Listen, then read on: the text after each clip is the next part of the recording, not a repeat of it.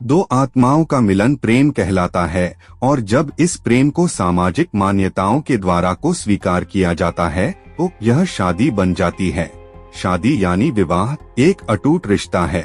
जीते जी लोग इसे निभाते हैं, लेकिन कुछ ऐसे भी जोड़े हैं जो मरने के बाद भी अपने जीवन साथी का साथ नहीं छोड़ते और ऐसी ही घटना से प्रेरित होकर एक हॉरर कहानी, डरावनी कहानी भूत की पत्नी गोस्ट वाइफ आपके लिए प्रस्तुत है। मुझे आशा है कि यह कहानी आपको जरूर पसंद आएगी। सुनीता बड़ी हो चुकी थी और अब उसके माता पिता को उसकी शादी की चिंता हो रही थी। हालांकि सुनीता बहुत अच्छी लड़की थी जिसके लिए कई अच्छे लड़कों के रिश्ते आ रहे थे, जिनको लेकर सुनीता के परिवार में विचार विमर्श चलता रहता था। एक दिन सुनीता की मौसी एक अच्छे लड़के का रिश्ता लेकर आती है। लड़की की फोटो बहुत ही सुंदर थी, जिसे देखते ही सुनीता के माता पिता मोहित हो जाते हैं और वह तय कर लेते हैं कि इसी लड़की से सुनीता की शादी करेंगे। सुनीता को भी लड़का अच्छा लग रहा होता है। सुनीता की मौसी लड़के वालों को रिश्ते के लिए हाँ कर देती हैं और अगले ही दिन लड़के के परिवार को आमंत्रित किया जाता है ताकि लड़का और लड़की एक दूसरे से मिलकर बात कर सकें। अगले दिन जैसे ही लड़के वाले आते हैं, सुनीता की नजर लड़के पर पड़ती है और वह पहली ही नजर में उसे अपना दिल दे बैठती है। सुनीता के घर में लड़के वालों का जबरदस्त स्वागत किया जाता है। दोनों परिवारों के बीच में रिश्ते की बात तय होते ही दोनों की धूमधाम से शादी कर दी जाती है। शादी के बाद लड़का सुनीता को लेकर शहर चला जाता है। शहर में वह कंपनी के मकान में रहता था। दोनों की शादीशुदा जिंदगी खुशनुमा चलने लगती है। सुनीता अपने पति को बहुत प्यार करने लगी थी। ऐसा लग रहा था मानो सुनीता को 7 जन्म की खुशियाँ एक ही जन्म में मिल गई हो। एक दिन सुनीता और उसका पति फिल्म देखने थिएटर जाते हैं। दोनों पूरा दिन खूब मजा करते हैं, लेकिन जैसे ही वह वापस लौट रहे होते हैं, अचानक एक कार सुनीता के पति को जोरदार टक्कर मार के चली जाती है। वह तुरंत अपने पति को उठाती है और उससे पूछती है कि आपको कहीं चोट तो नहीं लगी। सुनीता का पति मुस्कुराते हुए सुनीता के साथ चलने लगता है। सुनीता अपने पति के साथ घर आ जाती है। रात हो चुकी थी और दोनों बाहर से खाना पीना करके आए थे। सारा दिन दोनों ने खूब मजे किए, लेकिन सुनीता बहुत थक चुकी थी, इसलिए वह आते ही अपने घर में सो जाती है। सुबह उठते ही वह अपने पति के लिए चाय नाश्ता बनाती है और अपने पति को उठाने जाती है, लेकिन वह पहले से ही जाग रहा होता है। सुनीता अपने पति के सामने चाय नाश्ता लाकर रख देती है और अपने काम में लग जाती है। कुछ देर बाद जैसे ही सुनीता वापस आती है तो चाय और नाश्ता वैसे ही रखे होते हैं। सुनीता के पति ने उसे हाथ तक नहीं लगाया था। वह अपने पति से बोलती है, यदि आपको चाय नहीं पीनी थी तो आप मना कर देते, बर्बाद क्यों करवा दिया। सुनीता का पति कहता है, कोई बात नहीं, मेरे लिए खाना मत बनाना, आज मेरा मूड नहीं है। सुनीता का पति तैयार होकर अपने ऑफिस के लिए निकल जाता है। सारा दिन सुनीता अपने घर में काम करती और अपने पति का इंतजार करती रहती। 2 दिन गुजरते ही सुनीता के घर के दरवाजे पर कोई आवाज लगाता है। सुनीता दरवाजा खोलती है। सामने उसी कंपनी का चौकीदार खड़ा होता है जिसमें सुनीता का पति काम करता है। चौकीदार सुनीता से पूछता है, मैडम 2 दिनों से सर ऑफिस नहीं आए हैं, उनकी तबीयत खराब है क्या? मुझे मैनेजर साहब ने भेजा है। सुनीता को आश्चर्य होता है क्योंकि उसका पति तो रोज तैयार होकर ऑफिस के लिए निकल जाता था, फिर वह ऑफिस कैसे नहीं पहुंचा। चौकीदार के जाते ही सुनीता अपने पति के घर लौटने का इंतजार करने लगती है। शाम को सुनीता के पति घर आता है। वह उनसे पूछती है, आप ऑफिस के बहाने से कहाँ जाते हैं? सुनीता का पति उसे यहाँ वहाँ की बातों में घुमाकर अपने कमरे में चला जाता है। अगली सुबह सुनीता अपने घर के दरवाजे पर दूध ले रही होती है। तभी चौकीदार फिर से आ जाता है और कहता है, क्या साहब अभी तक नहीं आए? सुनीता कहती है, वह तो अंदर बैठे हैं, जाओ मिल लो। चौकीदार घर के अंदर पहुंच जाता है। वह चारों तरफ देखता है, उसे कुछ नजर नहीं आता। पीछे से सुनीता दूध लेकर आ जाती है। चौकीदार सुनीता से कहता है, कहाँ हैं साहब? सुनीता कहती है, अंधे हो गए हो क्या? तुम्हारे सामने ही तो बैठे हैं।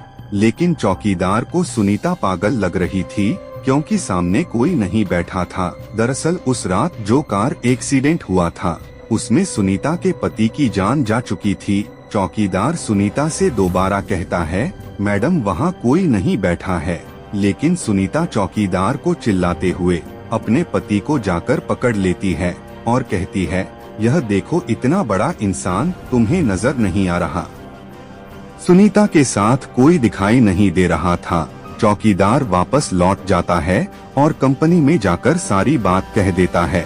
जब कई दिनों तक सुनीता का पति काम पर नहीं आता तो कंपनी की तरफ से दिया हुआ कमरा खाली करने के लिए नोटिस भेजा जाता है। सुनीता नोटिस पढ़ते ही चिंतित हो जाती है और अपने पति से कहती है, आप कंपनी में काम कर रहे हैं, फिर क्यों हमें इस घर से निकलना होगा? सुनीता का पति भूत बन चुका था, लेकिन सुनीता उसे साधारण समझ रही थी। उसी शहर में एक पुराना घर था जो कई सालों से बंद पड़ा था और वहाँ कई भूतिया आत्माएं रहती थी। सुनीता का पति उसे उसी घर में चलने को कहता है। सुनीता अपने पति की बातों में आ जाती है और उसके साथ जाकर वहीं रहने लगती है।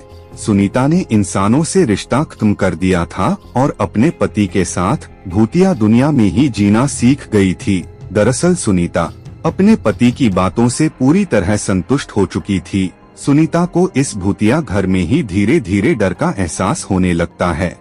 वह अपने पति के अंदर बदलाव देख रही थी, लेकिन वह अपने पति के प्यार में इतनी दीवानी थी कि उसे एहसास ही नहीं था कि वह भूत की पत्नी गोस्ट वाइफ बन चुकी थी।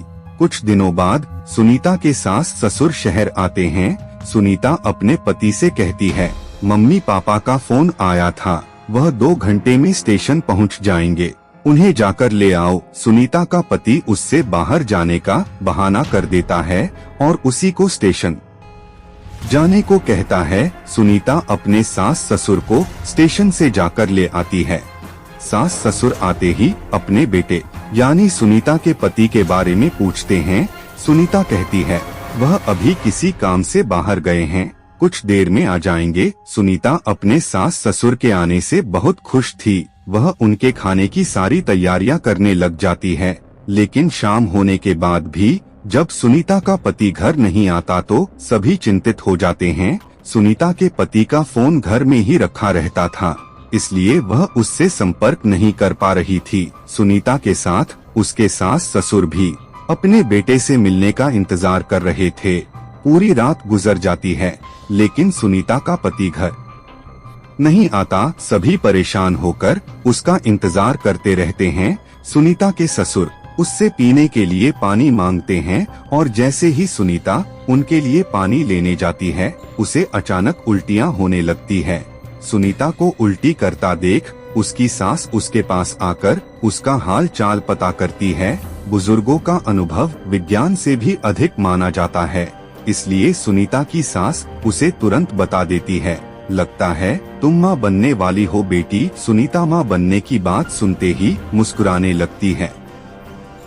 सुनीता यह बात अपने पति को बताने के लिए उतावली हो रही थी, लेकिन उसके इंतजार की घड़ियां बढ़ती जा रही थी। देखते ही देखते 5 दिन गुजार चुके थे, लेकिन सुनीता के पति का कुछ पता नहीं चल रहा था। तभी तीनों पुलिस थाने में शिकायत दर्ज कराने जाते हैं। पुलिस वाले सुनीता से कहते हैं, 5 दिनों से तुम्हारे पति गायब है, लेकिन तुम्हें अब याद आ रही है। सुनीता ने जवाब देते हुए कहा, सर वो ऐसा 1-2 बार और कर चुके हैं, इसलिए मैं इसे सामान्य घटना समझ रही थी। लेकिन जब 5 दिनों से उनका पता नहीं चला तो मुझे लगा हो सकता है वह कोई खतरे में हो। पुलिस FIR रिपोर्ट दर्ज कर लेती है और जांच पड़ताल शुरू कर देती है। पुलिस की तहकीकात शुरू हो चुकी थी और 2 दिनों में ही पुलिस को सुनीता के पति की सच्चाई पता चल जाती है और पुलिस वालों की बात सुनते ही सुनीता और उसके सास ससुर के पैरों तले जमीन खिसक जाती है। पुलिस के अधिकारी कहते हैं कि आपके पति तो 3 महीने पहले ही कार दुर्घटना में मर चुके हैं और लावारिस समझकर उनका अंतिम संस्कार भी नगर निगम के द्वारा कराया गया था, जिसकी रिपोर्ट सरकारी अस्पताल में मौजूद है। फिर आप कैसे कह रही है कि वह 5 दिनों से लापता है? लेकिन सुनीता यह बात मानने को तैयार ही नहीं थी, क्योंकि वह अपने पति के साथ 3 महीनों से दाम्पत्य जीवन गुजार रही थी और उसी के चलते वह गर्भवती भी हो चुकी थी। सुनीता पुलिस से अपने बच्चे का जिक्र करती है।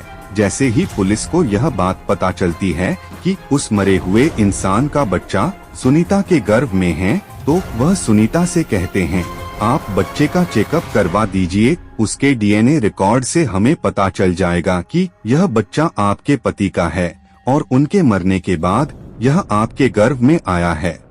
तभी आपकी बात पर सभी को भरोसा होगा।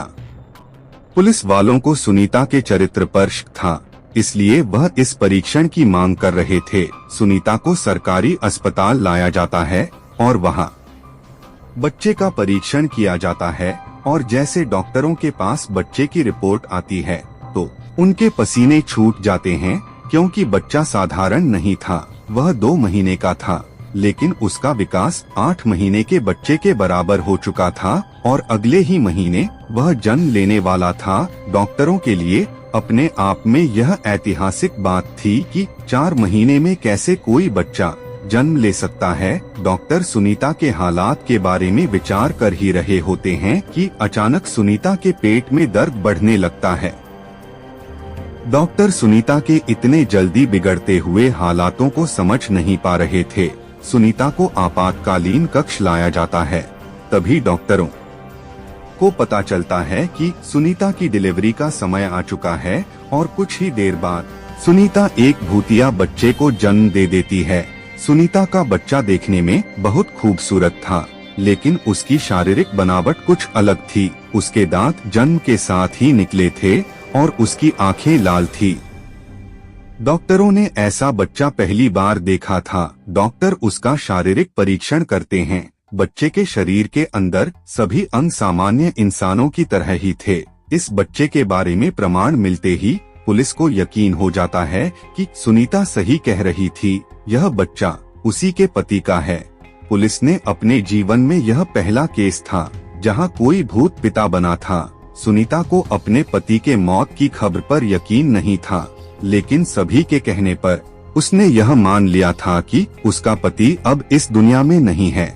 इसलिए वह अपने बच्चे और सास ससुर के साथ अपने गांव वापस लौट जाती है और अपने भूतिया बच्चे के साथ अपने पति की याद में जीवन बिताने लगती है। और इसी के साथ इस कहानी का पहला भाग समाप्त हो जाता है।